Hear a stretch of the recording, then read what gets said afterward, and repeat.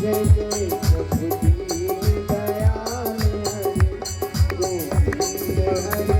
गोपाल हरे जय जय प्रभु दीन दयाल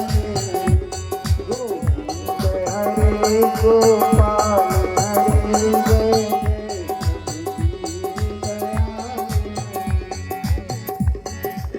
बोले वृंदावन बिहारी लाल की जय। अगले दिन भगवान ने अंबिकावन की यात्रा की, सुदर्शन का उद्धार किया, शंखचूड़ का उद्धार किया। फिर भगवान जब ब्रज चले आए, तब जंगल में जब पुनः गाय बछड़ों को चराने के लिए गए, तो गोपिकाएं अपने घर में बैठ करके भगवान की एक एक लीला कथा का गायन करती थी, जो भागवत का तीसरा गीत है, युगल गीत।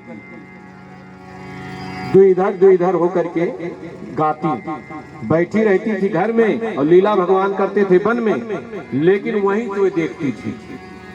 महाराज परीक्षित ने निवेदन किया, जब गोपिकाएं घर में रहती थी और लीला भगवान ब्रज में करते थे, तो कैसे देखती थी?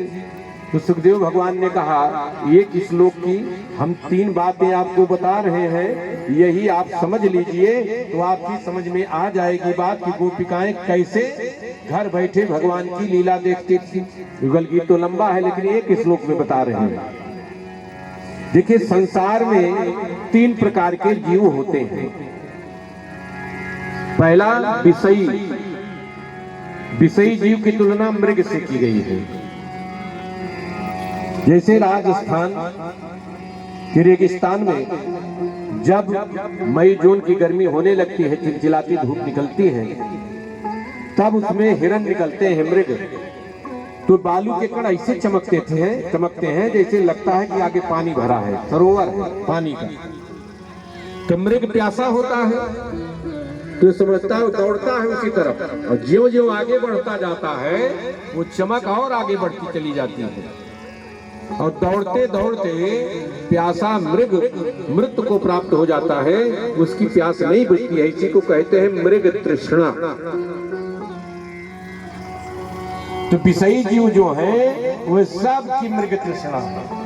एक इच्छा पूरी हुई, दूसरी को पाने के लिए, तीसरी को पाने के लिए, चौथी को पाने के लिए, पांचवी को पाने के लिए, अपनी इच्छाओं की पूर्ति करने का प्रयास करते करते करते करते करते करते हम मृत्यु के मुंह में चले जाते हैं, लेकिन इच्छाएं पूरी नहीं होती हैं।